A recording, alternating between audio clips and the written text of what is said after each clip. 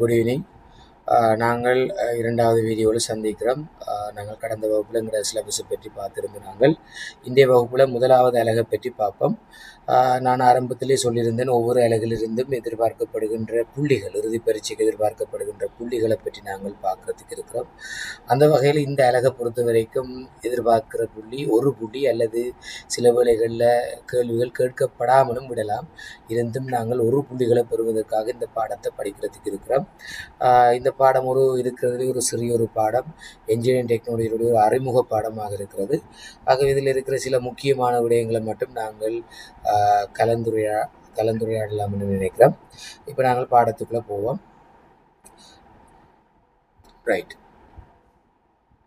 முதலாவதாக நாங்கள் பார்க்குறதுக்கு இருக்கிறோம் இன்ஜினியரிங் டெக்னாலஜின்றா என்ன என்ற ஒரு விஷயத்தை பார்க்குறதுக்கு இருக்கிறோம்.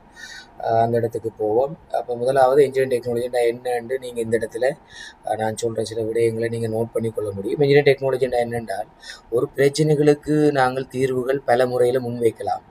அந்த முன்வைக்கிற தீர்வு ஒரு விஞ்ஞான ரீதியாக இருக்குமாக இருந்தால் அதை நாங்கள் சொல்லுவோம் இன்ஜினியரிங் டெக்னாலஜி அப்படின்னு சொல்லுவோம்.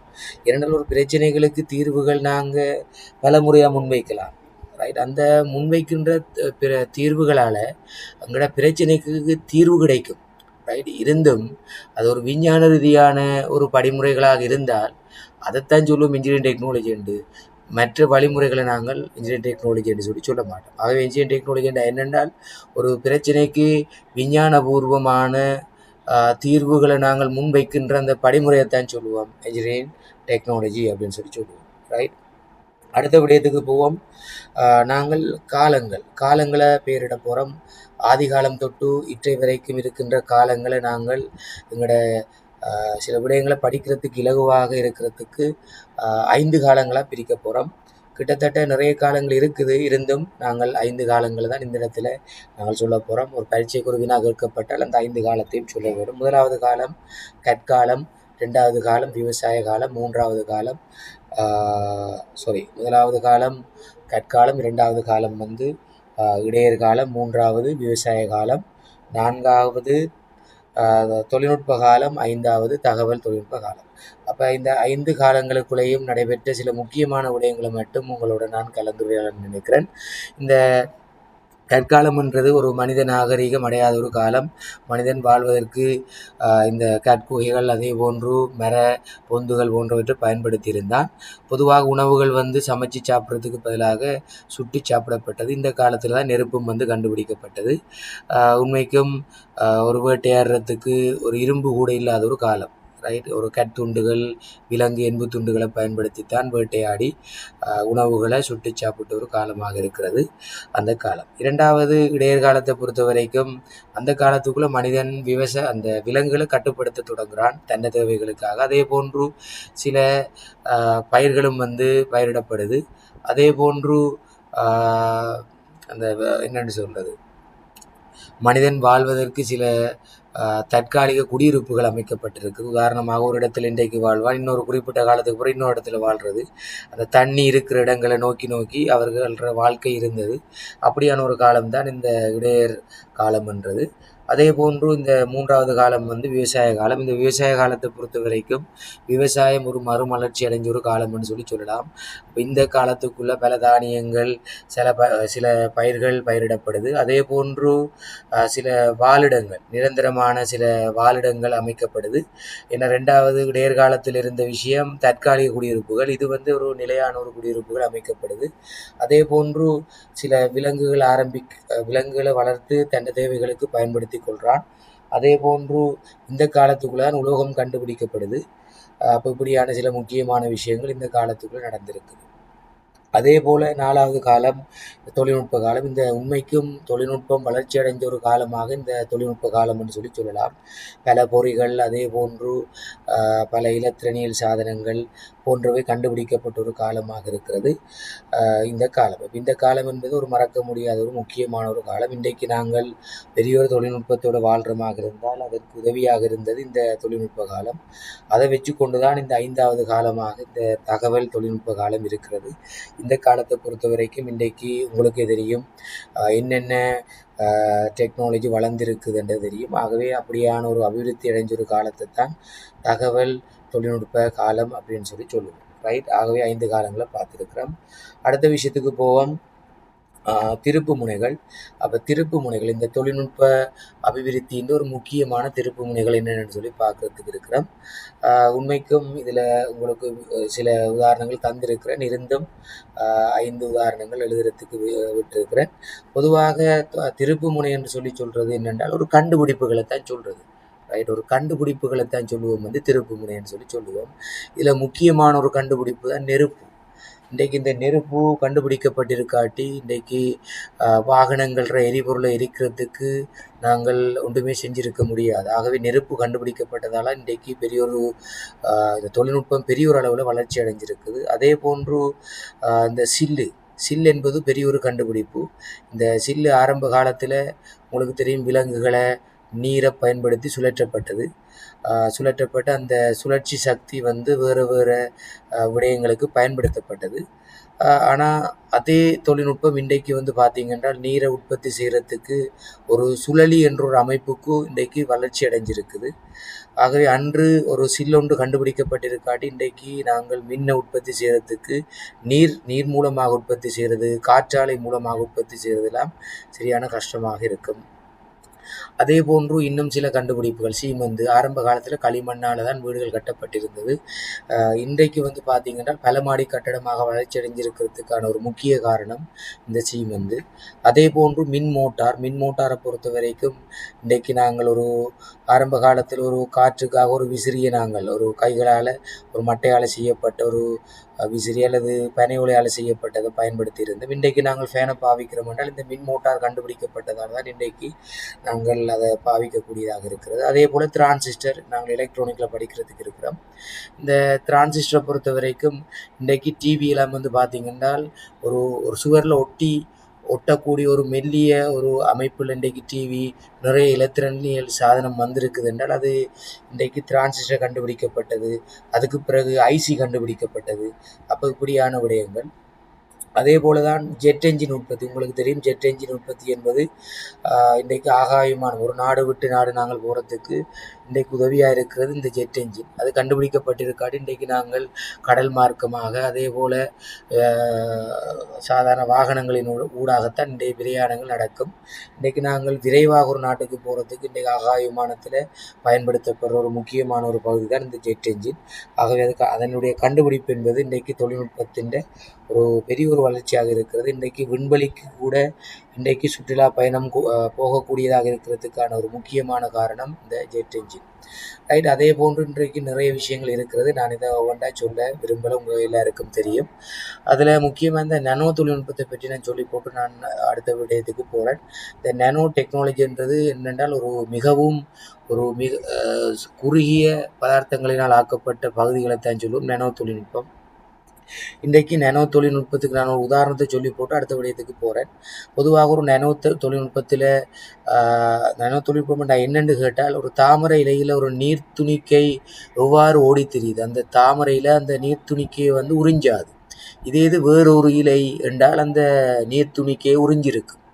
ஆகவே இந்த நானோ தொழில்நுட்பம் என்றது அந்த தாமரை இலையை போல நீர்த்துணிக்கை உறிஞ்சாமல் இருக்கிற மாதிரி மிகவும் ஒரு சிறியொரு துணிக்கையால் உருவாக்கப்பட்டதான் இந்த நானோ தொழில்நுட்பம். இந்த நானோ தொழில்நுட்பத்தால் செய்யப்பட்ட பொருட்கள் பொதுவாக ஒரு உதாரணத்தை சொல்கிறேன். ஒரு ஆடையை நாங்கள் நானோ தொழில்நுட்பத்தில் செய்யப்பட்ட ஒரு ஆடையை கொள்வனவு செய்கிறோம் என்றால் அந்த ஆடையை நாங்கள் துவைக்க தேவையில்லை. என்ன காரணம் என்றால் அந்த ஆடையில் வேர்வைகள் ஒட்டாது, தூசுகள் படியாது. அப்போ அதை தட்டிட்டு நாங்கள் போடக்கூடியதாக இருக்கும். இது சாதாரண ஆடைகளாக இருந்தால் வேர்வைகளை உறிஞ்சும். ஆகவே நாங்கள் அதை துவைச்சு பாவிக்க வேண்டியிருக்கும். அதே போல் நிறைய உதாரணங்கள். வாகன டயர். பொதுவாக அந்த வாகன டயர் நானோ தொழில்நுட்பத்தை பயன்படுத்தி உற்பத்தி செய்யப்பட்டிருந்தால் அந்த டயரில் எந்த ஒரு சேரும் ஒட்டாது. ஆனால் சாதாரண டயர் என்றால் யோசிச்சு பாருங்க, சேறுகள் ஒட்டும். ஆகவே இந்த நானோ தொழில்நுட்பம்ன்றது இன்றைக்கு நிறைய நாடுகள் பாவிச்சு கொண்டிருக்குது. நிறைய பொருட்கள் நானோ தொழில்நுட்பத்தை பாவிச்சு உற்பத்தி செய்யப்பட்டு கொண்டிருக்குது.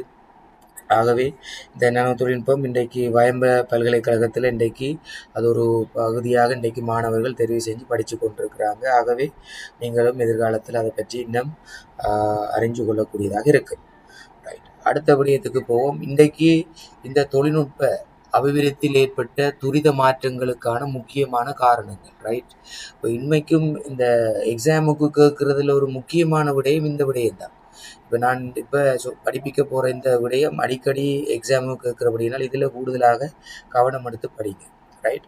அப்போ தொழில்நுட்ப அபிவிருத்தி இன்றைக்கு பெரிய ஒரு மாற்றம் ஏற்பட்டதுக்கான முக்கியமான ரெண்டு காரணம் தான். அதில் ஒன்று பார்த்தீங்கன்றால் கைத்தொழில் புரட்சி, ரெண்டாவது பார்த்தால் 2ஆம் உலகப் போர்.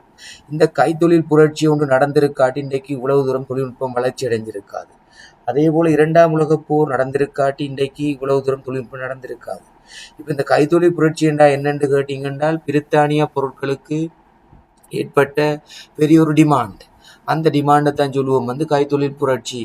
பொதுவாக எங்களோட நாட்டை பொறுத்த வரைக்கும் நாங்கள் குடிசை கைத்தொழிலை மையமாக வச்சு கொண்டு தான் எங்களோட நாடு இருந்தது. ஒரு உற்பத்தி செய்த பொருளை இன்னொரு ஆள் வேண்டுவார். அப்படி இருந்த ஒரு கட்டத்தில் பிரித்தானியா பொருட்களுக்கு எங்கள் நாட்டு மக்கள் நிறைய விருப்பப்படுறாங்க. அப்படியான சந்தர்ப்பத்தில் இந்த பிரித்தானிய அரசாங்கம் என்ன செய்தென்றால் சாதாரணமாக கைகளால் செய்து மக்களுக்கு பொருட்களை விநியோகிக்க முடியாத ஒரு சூழல் இருந்தது. அப்போ அப்படியான சந்தர்ப்பத்தில் அவங்களுக்கு நிறைய பொறிகள் தேவைப்படுது. ஏன்னா விரைவாக மக்களுக்கு பொருட்களை கொண்டு சேர்க்க வேண்டும், ரைட்? ஆகவே விரைவாக பொருளை செய்ய வேண்டும். ஆகவே மனித உழைப்புக்கு பதிலாக பொறிகள் அறிமுகப்படுத்தப்படுது. அதே போன்று நடந்து கொண்டு போய் அந்த பொருளை கொடுக்கறதுன்றது சாத்தியம் இல்லை.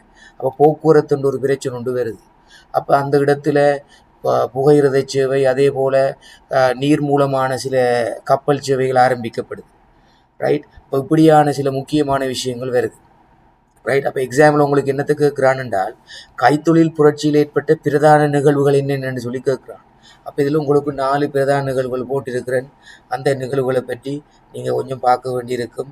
என்ன காரணம் என்றால் அதை 2ஆம் உலகப் போரோடு ஒப்பிட்டு பார்க்க வேண்டும். அப்படி தான் நாங்கள் பார்க்கணும், ரைட்? அப்போ நான் இதை நான் வாசிக்கையில் என்னென்றால் டைம் எங்களுக்கு காணாமல் இருக்கும். இதை நீங்கள் பார்த்தாலே விளங்கும் என்னென்னு சொல்லி, ரைட்? அப்போ பொதுவாக பொறிகள் அறிமுகம் செய்யப்படுது. அதே போல் முக்கியமான ஒரு விஷயம் நீரினதும் கொதிநீராவினதும் சக்தியை பயன்படுத்துறதுன்றது இந்த கைத்தொழில் புரட்சியில் நடைபெற்ற ஒரு விடயம். என்ன காரணம் என்றால் இந்த புகையிரதத்துக்கும் இந்த கப்பல்களுக்கும் என்ஜின்கள் பயன்படுத்தப்படுது. அப்போ அந்த காலத்தில் பெட்ரோல் டீசல் இல்லாமல் இருந்திருக்குது.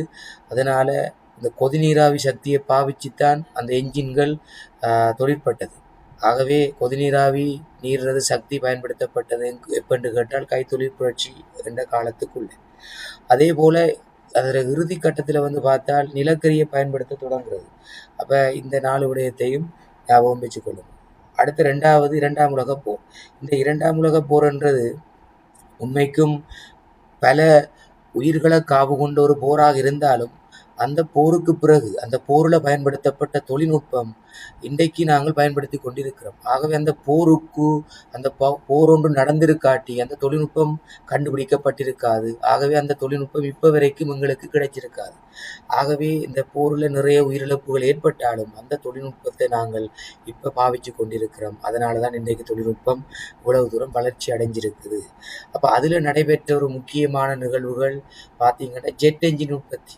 ஒரு நாட்டுக்கு இன்னொரு நாடு தாக்குதல் நடத்துறதுக்கு அவங்களுக்கு ஜெட் என்ஜின் தேவையாக இருந்தது. ஆகவே அதை உற்பத்தி செஞ்சாங்க. ஆனால் அதே ஜெட் என்ஜின் இன்றைக்கு நாங்கள் போக்குவரத்துக்கு பயன்படுத்தி கொண்டிருக்கிறோம். ஒரு நாட்டிலிருந்து இன்னொரு நாட்டுக்கு போகிறதுக்கு ஆகாய மார்க்கமாக. அதே போல் விண்வெளி இப்படியான பிரயாணங்களுக்கு பாவிச்சு கொண்டிருக்கிறோம். அதே போல் ரேடார் தொழில்நுட்பத்தை பொறுத்த வரைக்கும் எதிரி கப்பல்களை கண்டுபிடிக்கிறதுக்கு 2ஆம் உலகப் போரில் பயன்படுத்தப்பட்டது. அதே தொழில்நுட்பம் இன்றைக்கு பாருங்க ஒரு நாடு ஒரு பாதுகாப்புக்காக பயன்படுத்தி கொண்டிருக்குது. அதே போல் இன்றைக்கு வயர்லெஸ் என்றெல்லாம் நாங்கள் சொல்கிறோம். இந்த 2G 3G இதெல்லாம் இந்த ரேடார் தொழில்நுட்பத்தோடு சம்பந்தப்பட்ட ஒரு விடயமாக இருக்கிறது. அதே போல் அணுவல், உங்களுக்கு தெரியும், அணுகுண்டு ஒன்று உற்பத்தி செய்யப்பட்டு சில நாடுகளுக்கு தாக்குதல் நடத்தப்பட்டது. உதாரணமாக ஜப்பான் நாட்டுக்கு அமெரிக்கா இந்த ஹிரோஷிமா அதே போல் நாகசாகி போன்ற இடங்களில் அணுகுண்டுகளை போட்டிருந்தது, ரைட்? அப்போ அந்த அணுகுண்டால் அந்த நாடு பெரிய ஒரு இழப்புகளை சந்திச்சிருந்தது. இப்போ இன்றைக்கு சில நாடுகள் அணு ஆயுதங்களை தன்னை போர் வல்லமையை காட்டுறதுக்கு வச்சிருந்தாலும் இன்றைக்கு இந்த அணுசக்தி இன்றைக்கு மின்சார உற்பத்திக்கு பயன்படுத்தப்படுது. ஏனென்றால் நாங்கள் நிலக்கரியை பாவிச்சு நீரை பாவிச்சு உற்பத்தி செய்கிறத விட இந்த அணுசக்தியை பாவிச்சு ஒரு சிறிய ஒரு அணுகானும் எத்தனையோ வருடங்களுக்கு மின்ன உற்பத்தி செய்கிறதுக்கு. ஆகவே சில நாடுகள் இன்றைக்கு அதை பயன்படுத்தி கொண்டிருக்கிறது. எங்களோட நாடும் அது சம்பந்தமாக சில பரிசீலனைகள் இருந்து கொண்டிருக்குது. இன்னும் அது ஒரு முடிவுக்கு வரையில்லை. அதே போல வளியினால் குளித்தப்படும் வாகன என்ஜின்களை உற்பத்தி செய்தல். அப்போ இந்த காலத்துக்குள்ள சில வாகனங்களுக்குரிய என்ஜின் கண்டுபிடிக்கப்பட்டது. அந்த என்ஜின்களுக்குரிய குளித்தல் முறைகள் வளி மூலமாக நடைபெற்றிருந்தது. ஆகவே வளி குளித்தல் எப்போ நடந்தது என்று கேட்டால் 2ஆம் உலகப் போரில் நடந்தது. ரைட். அதோட சேர்த்து இன்னொரு விடயத்தை நாங்கள் சொல்லலாம். இந்த ஜெரிக்கலம் என்ற ஒரு கலம்.